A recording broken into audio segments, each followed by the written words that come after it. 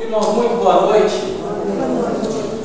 Coisa boa nós estarmos juntos. Parte dos meninos que estavam viajando voltaram, isso é muito bom. E neste tempo de louvor, de adoração a Deus e também de aprendizado daquilo que o Senhor tem para nós através da Sua palavra. Isso sempre nos direciona, isso sempre nos ajuda, e isso é fundamental para a construção da nossa identidade cristã, para a formação, para a pavimentação deste caminho rumo ao céu que nós estamos trilhando. Os meninos cantaram, e cantaram bem, e mostraram um desejo de ouvir a voz do Senhor, e um desejo também de oferecer ao Senhor. E uma chance igual a essa talvez não se tenha mais. Nós que aceitamos a Jesus já nascemos do Espírito, não precisamos fazer esse pedido: eu quero nascer do teu Espírito, porque nós, comprometidos com Jesus, já vencemos esta etapa. Mas queremos mortificar a nossa carne, queremos sim estar sensíveis àquilo que o Senhor tem para nos falar, aprender do Senhor, que é o que modifica a nossa vida. E para tanto eu peço que você abra a sua Bíblia na primeira carta de Paulo aos Coríntios, capítulo 10. Enquanto você abre a Bíblia em 1 Coríntios capítulo 10, na leitura que começará no verso 23, eu quero pedir que as crianças acompanhem a tia Keila. Eu esqueci. Onde estão as crianças? Isso. Onde estão as crianças? Muito bem. Elas vão direto, não se preocupe que essa parte está programada para o final. Fica tranquilo. Obrigado, então, as crianças levam a tia Keila. 1 Coríntios capítulo 10. Uma leitura que começa no verso número 23. Uma vez que nós mostramos através das canções o desejo de cultuar a Deus, precisamos aprender o que é o culto, e precisamos aprender o que não é o culto, e esse texto vai nos ajudar. Então nós avançaremos do verso 23 de 1 Coríntios 10 até o verso número 1 do capítulo 11. Eu lerei para você, mas está no telão também. A Bíblia diz assim, e é sempre importante que você mantenha a sua Bíblia aberta para acompanhar o assunto ao longo da mensagem. Todas as coisas me são lícitas, mas nem todas as coisas convêm. Todas as coisas me são lícitas, mas nem todas as coisas edificam. Ninguém busque o proveito próprio, antes, cada um o que é de outrem. Comei de tudo quanto se vende no açougue, sem perguntar nada por causa da consciência. Porque a terra é do Senhor e toda a sua plenitude. E se algum dos infiéis vos convidar e você quiser ir, comei de tudo que se puser diante de vós, sem nada perguntar por causa da consciência. Mas se alguém vos disser, isso foi sacrificado aos ídolos, não comais por causa daquele que vos advertiu. E por causa da consciência, porque a terra é do Senhor e toda a sua plenitude. Digo, porém, a consciência, não a sua, mas a do outro. Pois por que é de minha liberdade ser julgada pela consciência de outrem? E se eu com graça participo, por que eu sou blasfemado naquilo que eu dou graças? Portanto, quer comais, quer bebais ou façais qualquer outra coisa, fazei tudo para a glória de Deus. Portai-vos, de modo que não deis escândalo nem aos judeus, nem aos gregos, e nem à igreja de Deus. Como também eu em tudo agrado a todos, não buscando o meu próprio proveito, mas o de muitos, para que assim eles possam se salvar. Vocês também sejam meus imitadores, como eu sou o imitador de Cristo. Amém? Bondoso Deus, amado Pai, eu agradeço ao Senhor pela tua palavra, a tua bondade e o nosso culto nesta noite. Nós desejamos sim, Pai querido, louvar ao Senhor, e para isso precisamos que o Senhor mesmo nos ensine. Ainda que a canção tenha dito que nós queremos, mas no fundo nós não queremos. Então que o teu Espírito toque nosso coração para despertar um desejo de reconhecermos a nossa santidade e nos dar capacidade de prestar este louvor a Ti. Fala, Senhor Deus, com o teu povo, fala comigo, por misericórdia, em nome de Jesus. Amém. Irmãos, nós estamos a cada domingo avançando nos ensinamentos feitos pelo apóstolo Paulo no ano de número 55 aos irmãos de Corinto. Então começamos em setembro, já estamos em março, estamos no capítulo 10, começando o capítulo número 11, organizando e ensinando esses valores tão preciosos para a igreja, neste tempo que existem tantas igrejas e que nós até podemos ficar confusos, trazendo ensinamentos para uma igreja que já tinha a sua estrutura, tinha os seus talentos, tinha os seus dons, mas tinha também suas dificuldades, e acreditando que através deste ensino Deus tem falado conosco, orientado nossos caminhos e ensinado a maneira de viver. O texto lido fala de algo muito peculiar que não nos é comum.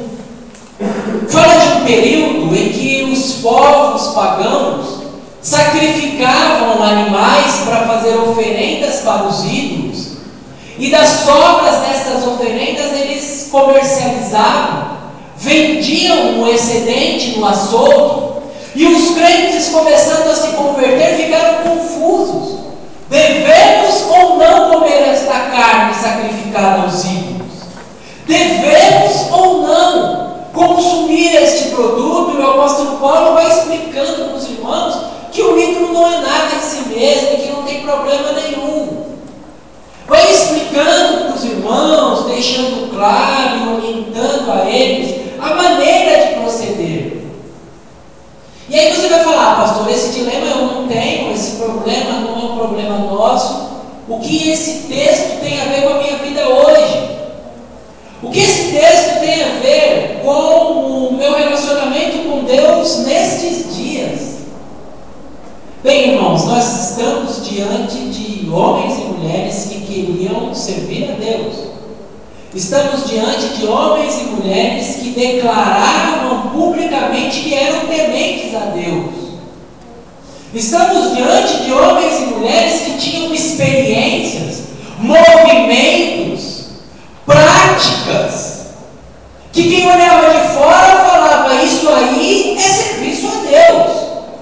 De repente música, de repente pregação, de repente um momento de oferta, e muita gente boa querendo acertar acaba errando. Muita gente boa acaba não escolhendo a boa parte. Muita gente boa acaba permitindo que haja trocas de valores na sua vida. E aí o apóstolo Paulo vem trazer para nós e explicar qual é a base de um culto de verdade, vem mostrar para nós qual é o requisito para que o culto seja aceito por Deus. E para minha preocupação e sua preocupação, vem mostrar que muitos movimentos que se faz na igreja nem culto é. Deus não está nem aí para isso. Por isso a mensagem de hoje é importante. A mensagem de hoje é importante porque ela nos poupa de perder tempo. Tem gente que está anos a fio vindo na igreja e está jogando tempo fora. A mensagem de hoje tem valor e tem a sua importância porque ela redireciona o nosso coração e nos ajuda a nós nos apegarmos com aquilo que tem valor de verdade. E ajuda com que nós não venhamos errar, porque sempre a fórmula é a mesma. Jesus falou: errais por não conhecer a Escritura e o poder de Deus. Quando nós conhecemos as Escrituras e o poder de Deus, nós somos poupados do erro. Você já pensou sobre o que é um culto? Já parou para refletir o que é um culto? Um culto, irmãos, em todas as tradições, em todas as culturas, em todas as épocas, de todas as formas, culto é essa atividade onde a criatura tenta chamar a atenção da divindade. Isso é um culto. Quando a criatura tenta chamar a atenção da divindade, ele está prestando culto. Quando ele chama a atenção da divindade para agradar, quando ele chama a atenção da divindade para retribuir, quando ele chama a atenção da divindade para pedir, seja qual divindade for. Então, você tinha no Egito o culto ao Deus Sol. Você tem na Índia o culto à vaca, o culto ao Mutanza. Você tem em Santos o culto a Iemanjá. Você tem aqui nessa noite o culto a Deus. Todos os cultos obedecem à mesma forma, ou à mesma fórmula. A criatura tentando chamar a atenção de uma divindade.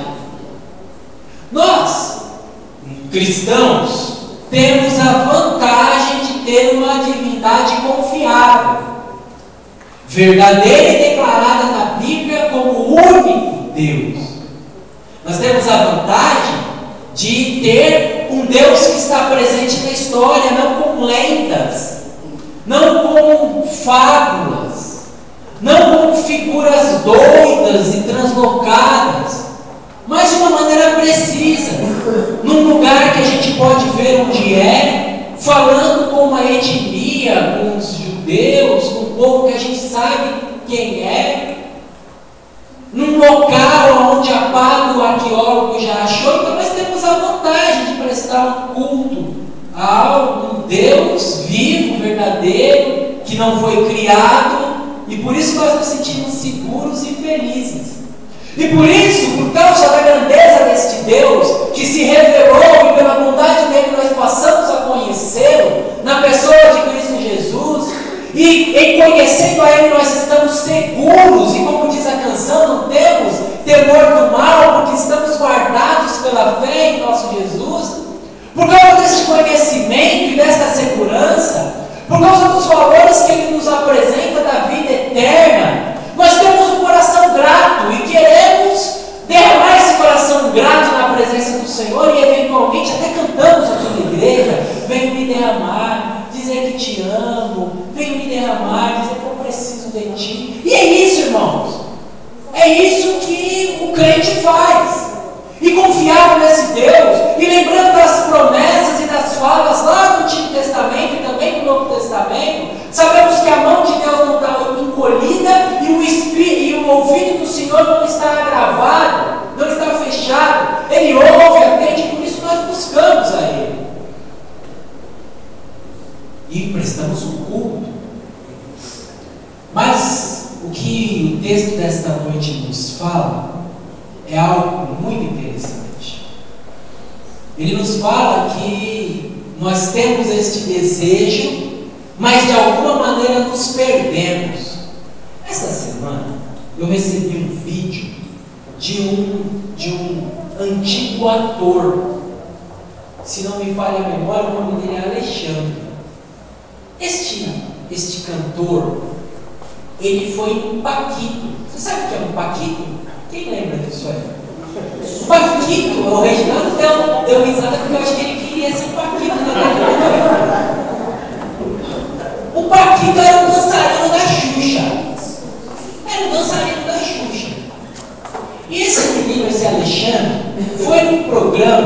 desses programas que tem a tônica de humilhar os crentes e de fazer brincadeiras e de bagunçar, daquele jovem chamado Danilo Gentili, que é um menino muito inteligente, que foi um crente batista, depois foi para outra igreja e agora tem raiva dos crentes por causa da roupa dele. E esse Alexandre contou a experiência dele, que ele está morando no Níger, o país, um dos países mais pobres do mundo, aonde eles fazem uma refeição por dia, algumas crianças comem arroz com areia para ajudar a encher a barriga, irmão Vicente. E ele está lá no Níger cuidando de 2.000 crianças, e 15 delas ele adotou como filho. E aquele humorista não conseguiu fazer piada com aquele rapaz, porque aquele rapaz falou assim: não, eu não quero saber de igreja, eu descobri Jesus, eu aceitei Jesus e eu estou lá servindo. E eu li na Bíblia que Jesus falou assim: tive fome e me desse de comer, tive sede e me desse de beber. Então eu e minha esposa somos missionários lá na África, estamos falando de Jesus para as crianças, estamos fazendo trabalho, estamos arrumando parceiros, estamos levando vacina, estamos levando alimento e estamos levando para eles uma esperança de vida melhor e a esperança da vida eterna num lugar que vai ser melhor do que o Níger. Aquele ator levou um potinho com os gafanhotos fritos e chamou as pessoas: ó, isso aqui, as pessoas ricas do Níger, quem tem muito dinheiro come isso aqui. Você que fica falando que não gosta da comida, que não tem roupa para ir no culto, não tem roupa para passear, quem quer comer aqui gafanhoto? E aí ele colocou lá para o apresentador que fica zoando com todo mundo, fala: come aí, ó, você não é bonzão?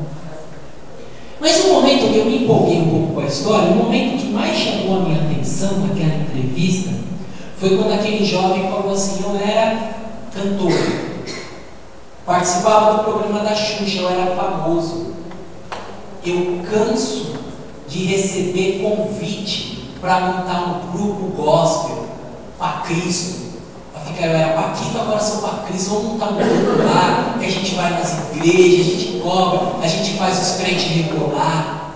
E aí ele nem deu chance para o apresentador, ele mesmo fez piada com os trouxas dos crentes. Ele falou: você acha que eu vou ficar cantando para crente? Vocês vão ficar cantando para crente? Não foi para isso que Jesus me chamou. Eu quero estender a mão e falar do amor de Jesus e quero assistir os desassistidos. Jesus, é isso, hein? Esse menino entendeu tudo, essa palhaçada que a gente vive, irmãos. Essa palhaçada que a gente está envolvido aí, que você chama um cantor e o cara pede 10 mil, pede 20 mil. Essa palhaçada não tem nada a ver com Deus. Mas se deixar essas palhaçadas aí no nosso coração, né? E a gente não entende o que é o culto. E aí a gente não entende que muito do que a gente faz é só para distração, é só para entretenimento, é só para nós nos sentirmos bem. E Deus não está nem aí para isso. Para aqueles que acham estranha essa minha ideia, a minha mensagem hoje vai ser mais ou menos igual àquela do Velho Testamento. Vai ser amarga na boca, mas doce no estômago. Não vou começar falando que você é bobão, que você está jogando seu tempo fora. Aí depois eu vou fazer você entender o caminho certo, e aí nós vamos começar daqui para frente bem. Eu não, a Bíblia. Veja só, irmão, se você acha que a minha ideia é estranha, é esquisita, um dia você dá uma olhada na sua Bíblia em Isaías capítulo número 1. Um dia você dá uma lidinha com calma. Deixa eu ler só um trechinho para você de que Isaías capítulo 1, no versículo número 12, a Bíblia diz assim: quando você vem comparecer perante a mim, quem pediu para você que você viesse? Quem requereu isso nas suas mãos? Que você viesse para a igreja? Versículo número 14, do capítulo 1 de Isaías: os seus cultos me aborrecem, suas solenidades irritam a minha alma, já me são pesadas, eu estou cansado disso aí que vocês fazem. Porque quando vocês estendem a mão, eu escondo de vocês os olhos. Sim, quando multiplicais as vossas orações, eu não ouço, porque as suas mãos estão cheias de sangue. E aí nós temos a contradição do negócio. Porque quem presta culto quer se aproximar de Deus, quem presta culto quer oferecer alguma coisa para que Deus ouça, para que Deus se alegre. E Deus está falando que quem chega no culto, ele fecha o ouvido e não está nem aí. Ele está perguntando: quem mandou você vir aqui, rapaz? O que você está fazendo aqui? Esse conceito, irmãos, traz para nós a realidade de que Deus não se ilude com o culto. Deus não fica bobão, olha que bonito que eles fizeram. Deus não fica. Deus não se ilude com a nossa roupa bonita de vir no culto. Deus não se ilude com o coral. Deus não está nem aí com o coral. Deus não se ilude, irmãos. Deus olha para a vida, para uma vida que corresponde e que prepara o culto. Uma vida que é um culto, e quando a pessoa chega para o culto coletivo, ela está habilitada, ela está com o crachá. Vivi durante a semana e estou habilitado para estar aqui. E esse conceito é tão forte que o próprio Jesus falou sobre isso. O tema da mensagem da noite eu não anunciei para você, vou falar agora. A mensagem da noite é: convívio é culto. Vou repetir: convívio é culto. Quem não está bem em casa com o marido não presta culto. Quem não está bem em casa com a esposa não presta culto. Quem está de mal do pai não presta culto. Quem está de mal do irmão não presta culto. E é por isso que Jesus falou em Mateus capítulo 5, versículo 23. Gosto de falar os textos que tem os irmãos que anotam, é sempre rico isso. Jesus falou assim, ó: se você está indo para o templo prestar o seu culto, levando debaixo do braço a sua oferta, o seu dízimo, porque tem umas igrejas que diz que dá o dízimo e está abençoado, né? Parte da palhaçada que a gente está vivendo. Você está indo lá e você lembrou que o seu irmão tem alguma coisa contra você, pega o seu guardazinho, pega o seu cesto, põe ali onde você está e vai se acertar com o seu irmão. Depois você vem e presta o culto. É isso que a Bíblia diz. Se não, é jogar dinheiro fora, é jogar objeto fora, é jogar tempo fora. Culto de quem tem pendências, irmãos, é falar sozinho. E aí eu já começo a conversar com pessoas que querem: ah, pastor, Deus é bom, Deus fez tanta coisa boa na minha vida, não gosto de faltar na igreja. Começo a falar com você. Começo a falar com você que acha que vir para a igreja é importante, e é importante, mas que tem umas situações pendentes aí fora. Está sem falar com o vizinho, está de mal da mulher, cada um dormindo no ambiente. Começo a falar com você para você acertar essas situações, para você não vir encher a paciência aqui e atrapalhar a igreja de crescer. Começo a falar com você que está com pendência na família, pendência no trabalho, pendência na vida social, que a gente não quer o seu dinheiro, não. A igreja tem projeto, tem coisa para comprar, tem muito que crescer, mas vai dar o seu dinheiro para os bandidos lá fora. Para nós aqui, não.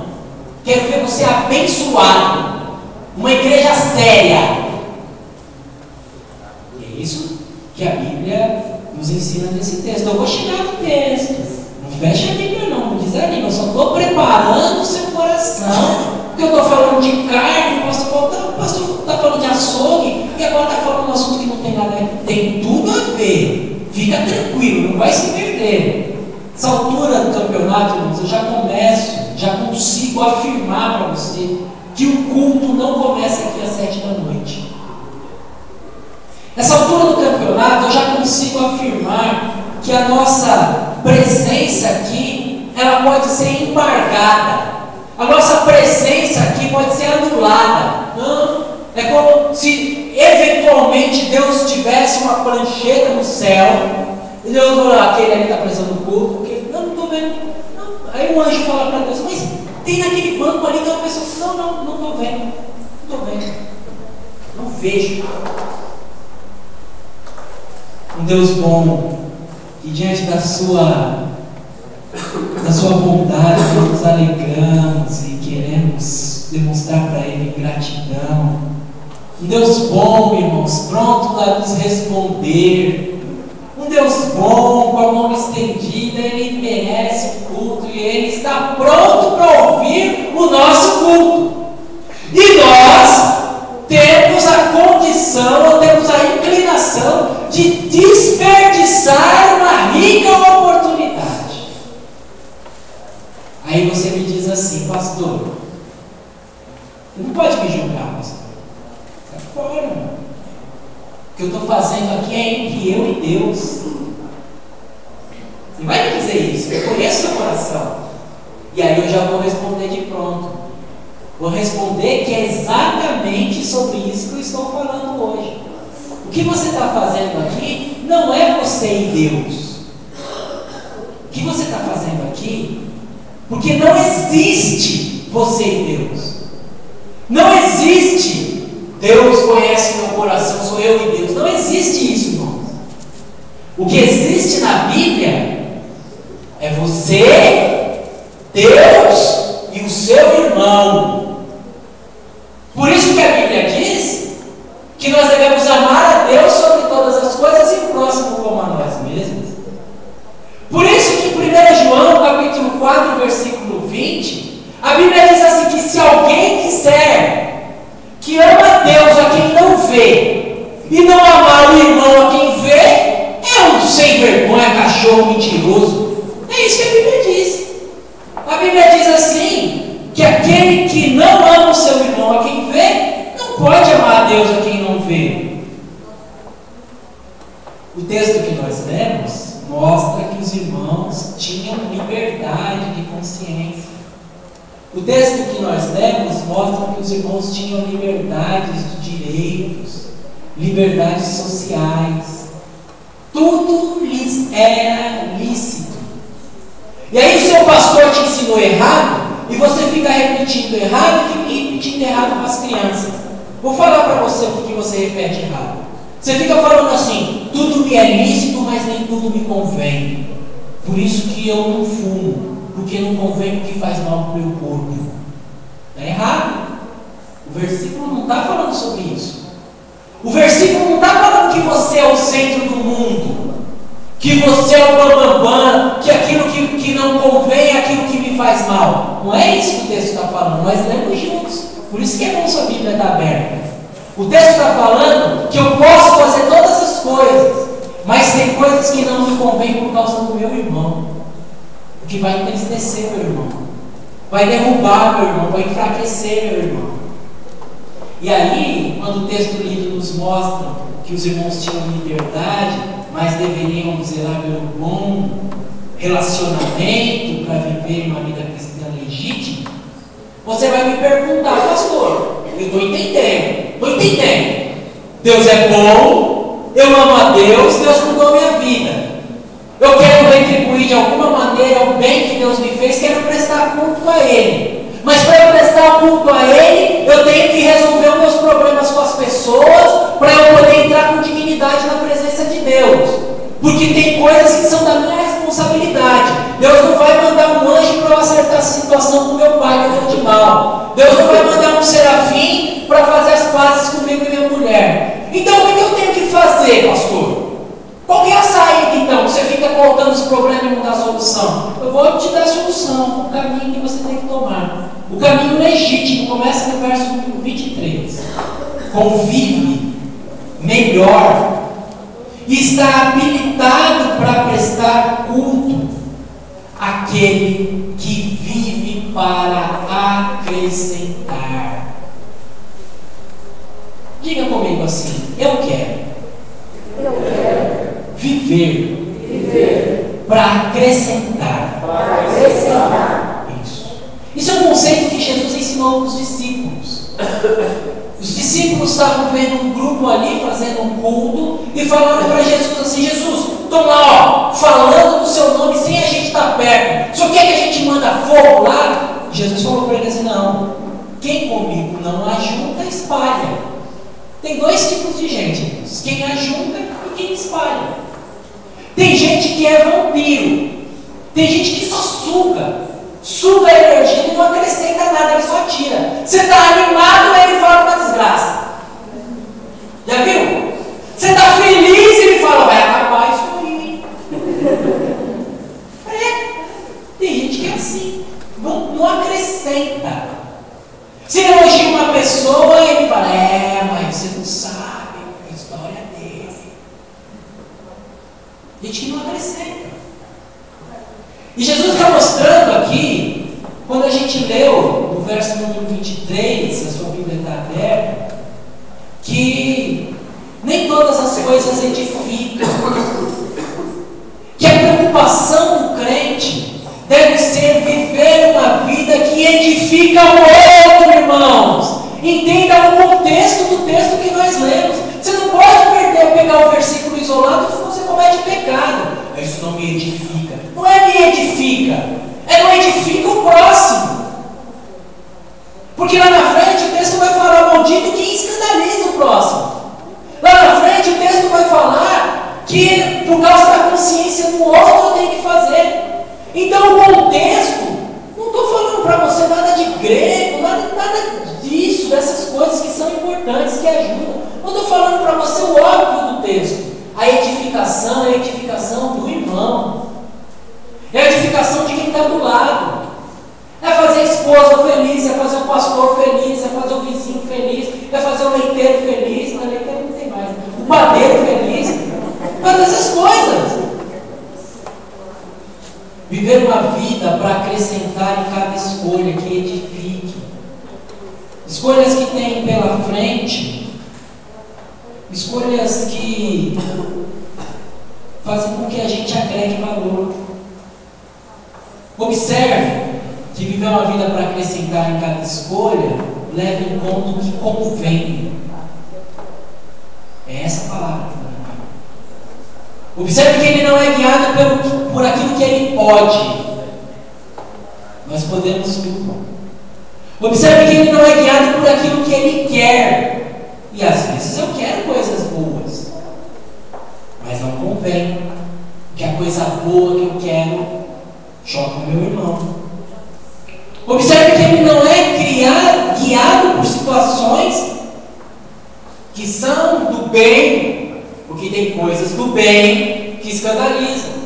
Observe que ele não é guiado por aquilo que ele sabe, porque às vezes a letra mata, tem gente que sabe, mas desconsidera o irmão e anula tudo que sabe. Ele é guiado por aquilo que convém. Convém, só convém, aquilo que é útil, aquilo que ajuda o outro, aquilo que é produtivo, é a palavra no grego. O que a sua fala produz, irmãos? É a minha pergunta para esta noite.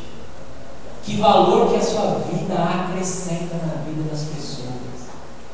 Você é um peso na terra, você é uma pessoa que faz falta. Quando você morrer, as pessoas vão falar: já foi tarde, ou vão falar: esse aí vai fazer falta. Minha mãe fala um negócio meio doido, né, Lina? Minha mãe fala um negócio. Quando morre uma pessoa, não sei o que ela diz. Acho que ela aprendeu quando era criança. Ela olha: os bons estão indo. Eu me sinto muito mal, né, irmão? Porque à medida que eu estou ficando, cada um que vai, eu falo: eu estou pior que ele. Estou pior que esse. No que a sua postura vai ajudar as pessoas? O que você tem para contribuir? O que você faz convém, ou seja, é útil. O que você faz convém, ou seja, glorifica o nome do Senhor. O que você faz convém, ou seja, ajuda o próximo. Tudo te é lícito, mas nem todas as coisas enriquecem. Sua vida é para acrescentar, para fazer a vida de alguém melhor. Quem pensa assim, quem pensa que vive para agregar valor, quem pensa que vive para ajudar o necessitado. Mas irmãos, deixa eu tirar uma coisa de crente na sua cabeça. Deixa eu tirar uma coisa que é muito forte. Que aí às vezes você pensa assim: bom, então, um dia que eu estiver passando na ponte Rio-Niterói e tiver uma vozinha de 82 anos com seu Del Rey com pneu furado, eu vou parar e vou ajudá-la a trocar o pneu do seu Del Rey. Você está rindo porque seu irmão tinha Del Rey, né? Já tem gente doida assim. Eu vou descer e vou ajudar, porque a minha vida é para ajudar o próximo. Irmãos, não é disso que eu estou falando. Não é disso que eu estou falando. Eu não estou falando de uma situação esporádica. Não estou falando de uma situação que precisa ter um furacão na Carolina do Norte e você tem que estar visitando o cunhado da sua sobrinha para ajudar ali no efeito do tufão. Não. Eu estou falando no dia a dia. Estou falando num copo que é lavado na pia. Estou falando de um comentário positivo, de um elogio. Estou falando de uma vida que se preocupa com o que o outro vai pensar, que não é egoísta ao ponto de dizer assim: eu não estou nem aí com o que os outros pensam, porque isso é o pensamento do inferno. Nós temos um compromisso com o que o outro pensa. É disso que eu estou falando. Assim, a mensagem pede para você alguns passos muito práticos. Reconheça que existe Deus. Reconheça o que Deus fez e tem feito por você. O fôlego de vida hoje é um grande presente de Deus. Reconheça isso. As oportunidades, os livramentos. Com esse reconhecimento, diga: eu quero retribuir a Deus com louvor. Eu quero louvar, quero prestar um culto a este Deus que me protege e me dá um momento tão bacana. Para prestar um culto, não vem confiado que nós aqui vamos fazer seu culto, não. Já vem pronto, da onde você vier. Filhos, facilitem a vida do seu pai. Pais, facilitem a vida dos seus filhos. É o que o apóstolo vai falar. Pais, não irritem seus filhos. Filhos, sejam obedientes aos seus pais. Maridos, facilitem a vida das suas esposas. Esposas, facilitem a vida dos seus maridos. Nós estamos aqui, irmãos, para facilitar. Acrescentar na vida do outro é deixá-lo mais seguro, é não deixá-lo com um ponto de interrogação na cabeça. Quando Paulo fala: tudo me é lícito, mas nem tudo como me convém. Tudo me é lícito, mas nem tudo edifica. Se alguém convidar você para jantar na casa dele e ele não falar nada, come o que estiver na mesa. Mas se a pessoa falar: ó, tá vendo essa carne aí, ó?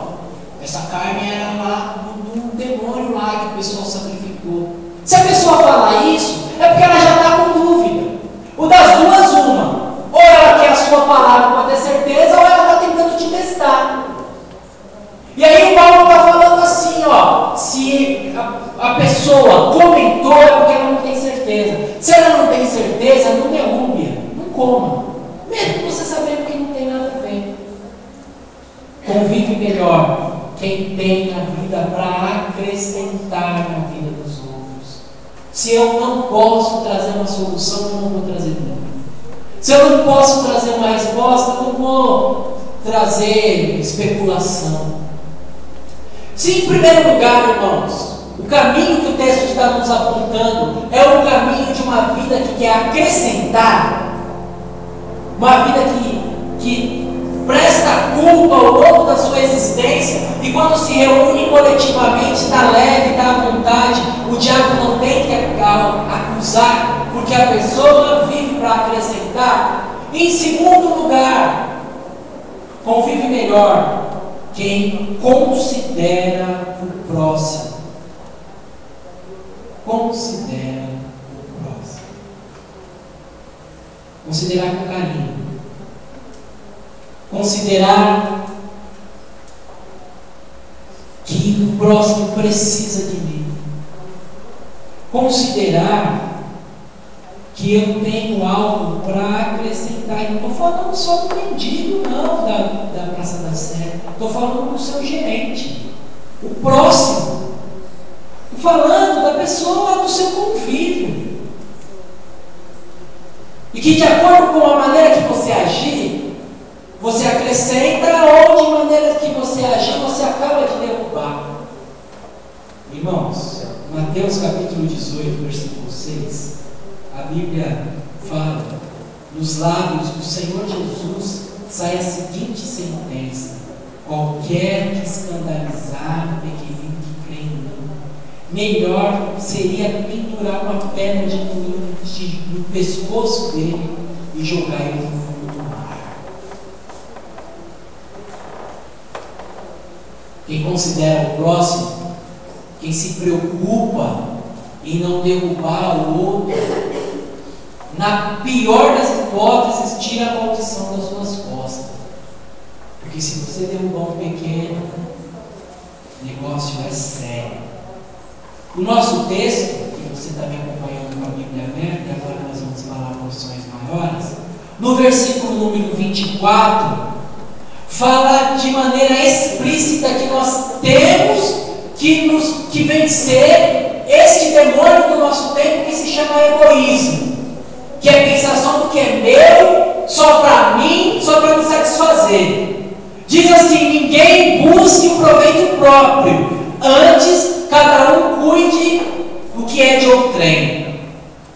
Se o relacionamento com as pessoas abre as portas para o relacionamento com Deus, se preocupar em investir nas pessoas, se preocupar em investir é um ótimo investimento, irmãos. Não é um investimento, não é recurso jogado fora, de maneira alguma. É o mais rentável de todos os investimentos, porque à medida que eu olho para o meu irmão, me preocupo como ele está, à medida que o irmão não vem para a igreja, eu ligo para ele para saber o que aconteceu, à medida que o irmão está doente, eu visito, à medida que o irmão está com a idade avançada, não pode vir mais para a igreja, e a gente faz um culto lá com ele, à medida que a gente está fazendo esses passos de cuidado, à medida que alguém na nossa comunidade está com um problema financeiro, está desempregado, está numa situação de necessidade, a gente socorre. À medida que a gente desenvolve esse campo de relacionamentos, inclusive com o ímpio, nós estamos habilitados para louvar a Deus, habilitados para nos relacionarmos com Deus.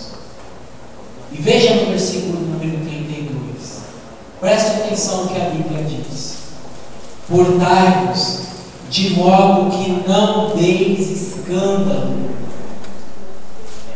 nem aos judeus, nem aos gregos, e nem à igreja de Deus. Que versículo forte, irmãos. A roupa que eu uso, a comida que eu como, a bebida que eu bebo, o lugar que eu frequento, ele deve levar em consideração os judeus, aqueles que têm uma história como Deus único. Vamos chamar que os conservadores, vamos chamar para os irmãos jovens, vamos chamar dos irmãos mais velhos. Deve levar em conta os gregos, aqueles que não temem ao mesmo Deus que eu, que estão envolvidos com Dionísio, estão envolvidos com outras divindades do panteão da Grécia. Mas eu tenho, versículo 32, não dá escândalo nem para aqueles que conhecem o Deus vivo, nem para aqueles que não conhecem Deus vivo, e nem, o versículo termina dizendo, versículo número 32, a igreja de Deus. É até uma redundância, não devo, até um excesso de preciosismo dizer que eu não devo dar escândalo, causar escândalo à igreja de Deus, porque a ênfase de quem é a igreja? De Deus. Uma das frases que não cabe na boca de alguém que diz que Isso não é problema dele.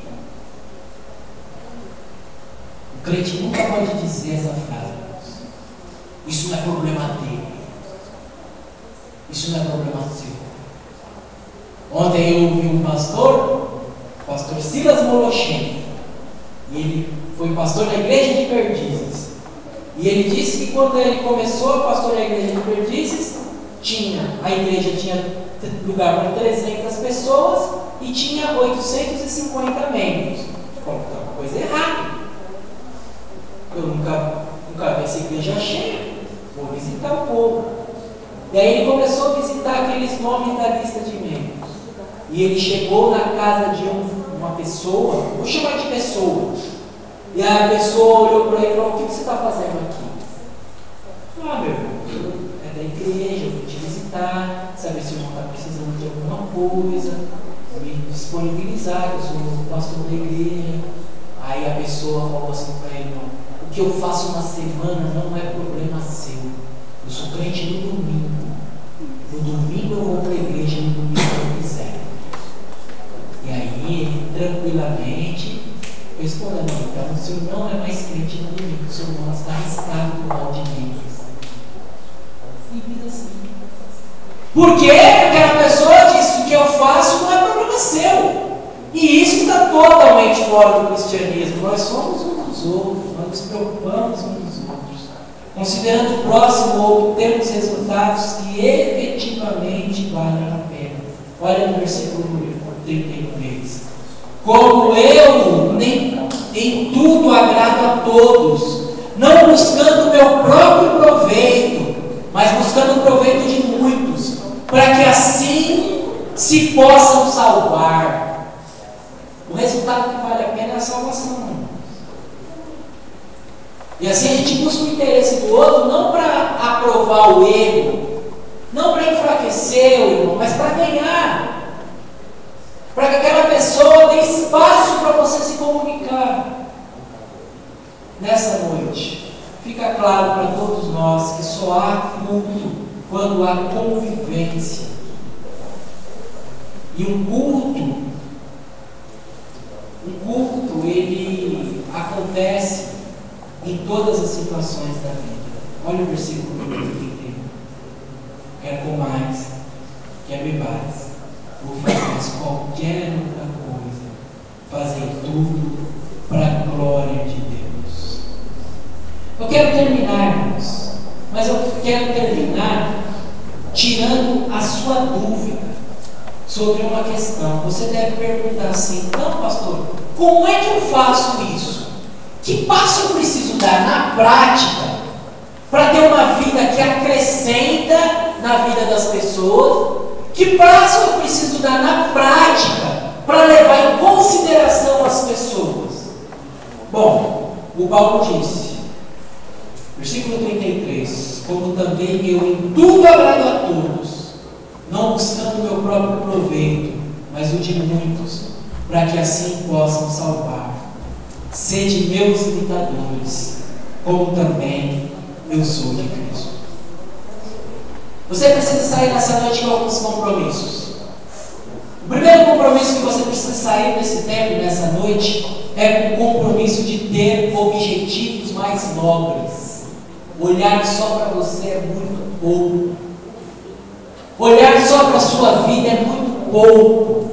Você precisa sair daqui olhando além, olhando para fora. Você precisa ter objetivos nobres, não só olhando para as pessoas externas a você, mas precisa ter objetivos mais nobres, olhando para um tempo posterior àquele que você vive, ou seja, olhando para a eternidade. Por isso que o Paulo disse no versículo número 33, para que alguns possam alcançar a vida eterna. O que você faz aqui reflete na eternidade. O jeito que você se relaciona pode direcionar a eternidade de alguém. Como é que eu faço, pastor? Como é que eu melhoro o meu convívio? Tenho objetivos mais nobres. Olhe para a eternidade. Pense que a sua vida pode influir na eternidade de alguém. prático, para você que está nos ouvindo, para aqueles que estão nos assistindo pela internet, passo prático, é que você mude os seus heróis.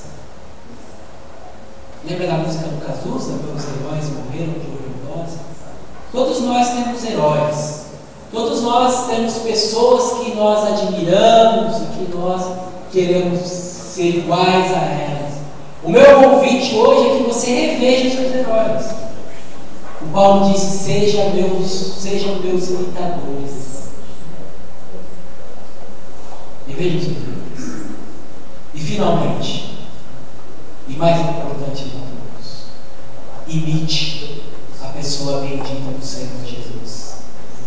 Paulo falou: sejam meus imitadores, assim como eu sou imitador de Cristo.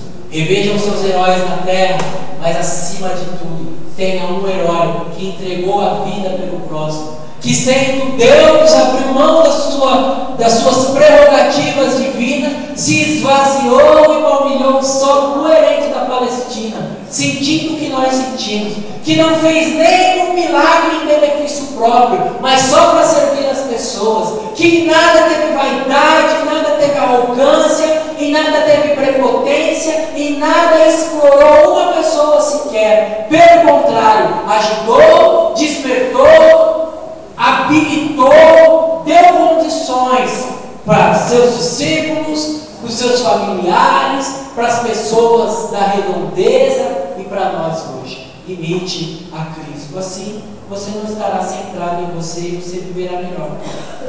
Assim você viverá uma paz que excede todo entendimento. Assim, quando você vem para a igreja, você não joga seu tempo fora. Quando você coloca seu dinheiro no gasofilácio, você tem a certeza que Deus vai multiplicar, que você está alinhado com a vontade de Deus e que Deus encontra em você um administrador livre. E aí você fica próximo de Deus, não engana você mesmo, será ouvido por Deus e glorificará o Senhor. Uma oração que cabe é mais ou menos assim: Senhor, eu sei que o Senhor existe, que é bom, e eu quero me relacionar contigo, quero prestar meu culto, um culto verdadeiro.